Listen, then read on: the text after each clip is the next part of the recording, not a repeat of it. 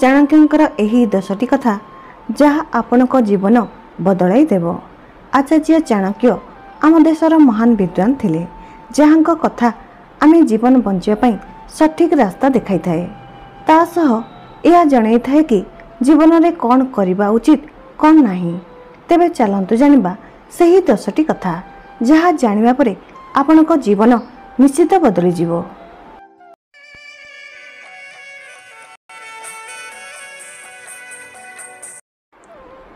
प्रथम, निज दुर्बलता काहाकू कहतु नहीं।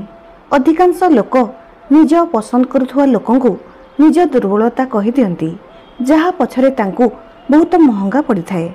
सेथिपई आचार्य चाणक्य कहिसंती निज दुर्बलता काहाकू कहतु नहीं। द्वितीय, मूर्ख लोकंक सह विवाद करंतु नहीं। चाणक्य कहिसंती कि आमकु केबे मूर्ख लोकंक सह विवाद करिबा उचित नुहे। मूर्ख लोकंक पाखरे जमार भी बुद्धि न थाए। जदि आपण तांक सह विवाद करिवे तो क्षति आपणकर ही हेबो। एमिति लोकंक सह तर्क करिवा द्वारा आपणक सम्मान कम होइजिवो। एमिति लोक आपणकु मानसिक स्तर रे दुर्बल करि पारंती। मूर्ख लोकंक सह विवाद करिवारु बंचिबाकु हेले चुप रुहंतु, नचेत आपणक विवेक अनुसारे काम करंतु। एथिपई चाणक्य कहिसंती कि मूर्ख लोकंक सह केबे विवाद करंतु नहीं। तृतीय, धन को भावी चिंती खर्च करंतु। चाणक्यंकर कहिबा कथा कि धन बिना ना सम्मान मिली थाए ना सुख समृद्धि। धनर आम जीवन में बहुत महत्वपूर्ण होई थाए। किछि लोक एहिपरि होइथांती कि धनर बड़ दुरुपयोग करिथांती। परिश्रम करी लहु लुहाण होई टंका रोजगार करंती, किंतु से टंका को निशा सेवन करिबा जुआ खेलिबारे धुआं परी टंका उड़ाई दियंती। जदि धन को बर्बाद करिवार थिला तो रोजगार करिवार लाभ कौन। जदि आपणक पाखरे अधिक टंका अछि तथापि तांको जरूरी अनुसार खर्च करिबा उचित, काहेकि ना संकट समय रे धन ही सबुठारु बड़ मित्र होइथाए। चाणक्यंकर कहिबा कथा कि कुबेर भी जदि निज आय ठारु अधिक खर्च करिवे तो से मध्य कंगाल होइजिवे। एथिपई धन रोजगार करंतु, तारा संरक्षण मध्य करंतु और भावी चिंती खर्च करंतु। चतुर्थ, आपणक एक दोष ही आपणकर सब गुण को नष्ट करि पारे। जीवन में बहुत एमिति उदाहरण देखिबाकू मिलथाए कि लोकंक पाखरे धन सुख वैभव थाई मध्य से किछि भूल कर दियंती, जेउथिरे तांको स्वर्ग परि जीवन नरक होई जाए। एहा केउथि होई थाए? आमर दोष कारणरू हुए तो आपणक व्यवहार भल होइथाउ, गुण भल होइथाउ, कि आपण दयावान होइथांतु, कि आपण समाजसेवी होइथांतु, कि आपण धनी होइथांतु।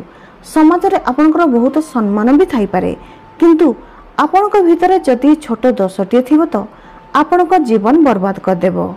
एही दोष किछि भी होई पारे, जेपरि निशा करिबा, जुआ खेलिबा, अहंकार करिबा इत्यादि। पंचम, आलस्य को त्याग करदेवा। एही दुनिया रे 20% लोक एमिति होइथांती जे सफलतार विभाग रे आसिथांती। एही दुनियार 80% लोक असफल होइथांती, जहार मुख्य कारण आलस्य होइथाए। एमिति लोक जे गरीब रे बंची बड़ धनी होइथांती तांको भितरे बहुत फरक होइथाए। जेउ लोक असफल होइथांती तांकर सबुठारु बड़ दुर्बलता हेउची आलस्य, एवं सफल व्यक्ति आलस्य ठारु दूरे रुहंती। चाणक्यंक कहिबा कथा कि अलसुआ व्यक्तिर कौनसी वर्तमान की भविष्य न थाए, तेणु आलस्य त्याग करदेवा उचित। षष्ठ, बदनाम को भय करंतु। आचार्य चाणक्य कहिसंती कि अपमानित होई बंचिबा अपेक्षा मरिजिबा भल होइथाए। मृत्यु तो गोटे क्षण दुख देइथाए, किंतु अपमान सारा जीवन दुख देइथाए। तेणु आमको बदनाम को भय करबा उचित। सप्तम, निज ठारु कम बा अधिक प्रतिष्ठित लोक सह मित्रता करंतु नहीं, कारण सही मित्रता केबे आपनकु खुशी देव नहीं। जेउ लोक आपनक ठारु कम प्रतिष्ठित होइथांती तांको सह मित्रता करिवे तो आपण सबुबेले समस्या रे रहिबे। एपरि मित्र आपनक ठारु सबुबेले साहाय्य आशा रखिबे और आपनक ठारु फायदा उठाइବାକୁ चेष्टा करिवे। जदि केबे आपण संकट रे पड़ि जिवे तो एपरि मित्र आपनको कौन से साहाय्य करि परिबे नहीं।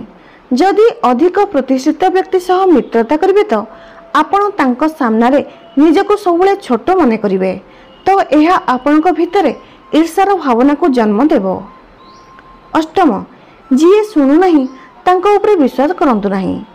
आपण केते लोकन को देखिथिबे कि जेउ माने आपणक सह बसिथांती कथा होइथांती सेमानक सामनारे जदि आपण निजर किछि महत्वपूर्ण कथा रखंती तो से ताहाको ध्यान देई सुनिबा बदଳରେ अणदेखा करंती, तो बुझीजिबे कि एही मनुष्य आपणकु केबे भी धोखा निश्चय देबे।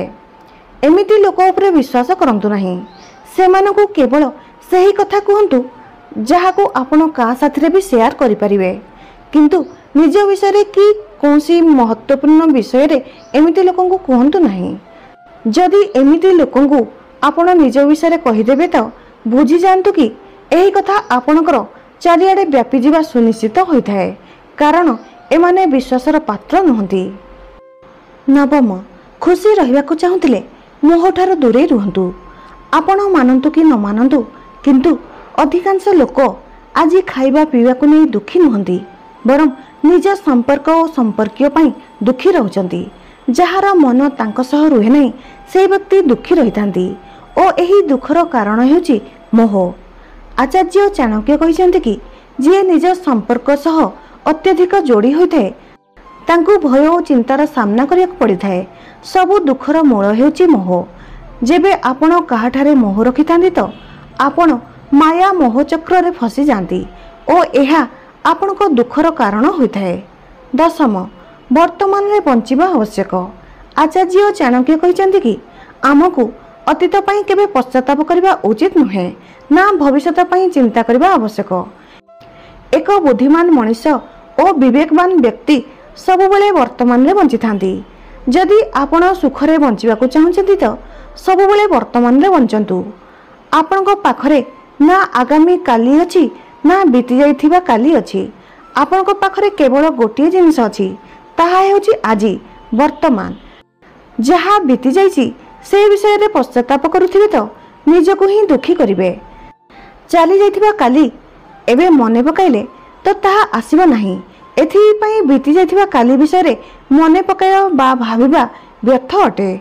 जदि आपण आसंता काली पई भाबुचंती तो एहा आपनको चिंतित ही करिवो। भविष्यत विषय रे भाबी आपण आपणको वर्तमान को खराब करंतु नाही। आपणको पाखरे केवल वर्तमान रो समय अछि, एथिपई वर्तमान रे बंचंतु। एही क्षण को एमिति कार्य रे लगांतु जहा आपणको जीवन को उत्कृष्ट करि परिबो। आपण निजे निजको भलो करिवारे लगांतु। आपणको आसंता काली आपे आपे ठीक होई जिवो। जदि आपण आजी एही 10टी कथा को मानि चलिबे तो निश्चय आपणको जीवन बदली जिवो। एहा 100% सत्य अटे। आचार्य चाणक्यଙ୍କ कथा आज भी 100% सत्य प्रमाणित हेउची। आजिर समय रे आजिर परिवेश रे केवल एही 10टी कथा को जदि आपण ध्यान देबे और मन रखिबे तो तेबे बहुत समस्या विपदरु और अपमानित हेबा परिस्थिति रु निजको रक्षा करि परिबे। एहाकू आउ थरे संक्षेप रे सुनि नियंतु। प्रथम, मूर्ख लोकंक सह केबे विवाद करंतु नाही। द्वितीय, निजर दुर्बलता काहाकू कहंतु नाही। तृतीय, आपणको एक दोष आपणको 100 गुण को नष्ट करि पारे। चतुर्थ, धन को भाबिचिंती खर्च करंतु। पंचम, बदनाम को भय करंतु। षष्ठ, आलस्य को त्याग करंतु। सप्तम, जेउ लोक आपणको कथा ध्यान देई सुनु नाही ताको विश्वास करंतु नाही। अष्टम, निज ठारू कम बा अधिक प्रतिष्ठित व्यक्ति सह मित्रता करंतु नाही। काहेकि ना अधिक प्रतिष्ठित व्यक्ति आपनको सबुबले हीन मने करिवे और कम प्रतिष्ठित व्यक्ति आपनको ठारू फायदा उठाइबे। नवम, आपनको वर्तमान रे बंचिबा उचित, ना अतीत विषय रे भाबंतु ना भविष्यत विषय रे भाबंतु। दशम, खुशी रहिबाकु हेले मोह ठारू दूरे रुहंतु। एहा थिला सेही 10टी कथा जहा कोनोसी भी व्यक्तिर जीवन बदलै पारे। जेतेबेले समस्या रे घेरी होइचंती आउ आपनको किछि मार्ग देखा जाउ नाही कि कोन करिवे, सेतेबेले एही 10टी कथा उपरे ध्यान दियंतु। निश्चय आपण समस्यार समाधान पाइ जिवे। आशा करे एही भिडियोटी आपनको हृदय को छुइंतिबो। भिडियोटी भलो लागिले please like, comment, share and subscribe करंतु। जय जगन्नाथ।